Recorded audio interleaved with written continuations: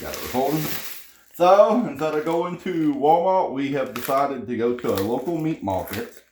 First thing is a chicken. A whole chicken. Let's see. Now, chicken breast. The chicken breast was $4.99 a pound. How much are they at Walmart? $2.69. $2.69? Okay. That one looks very big. Ooh.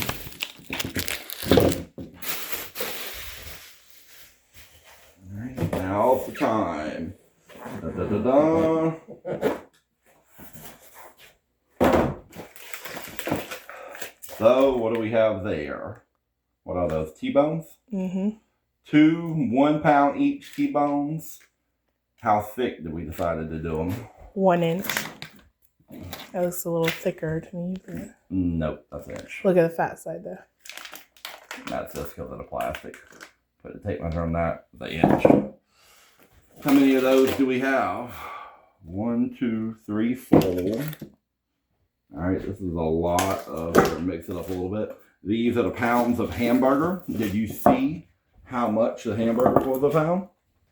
No, I didn't see it on the thing. I like the little wrapping here. How many did we get? Let's see. That's 15. 5,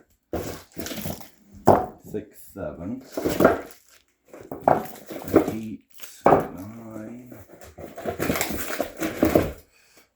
10. Some of the stuff I got no idea about. So. 11, 12.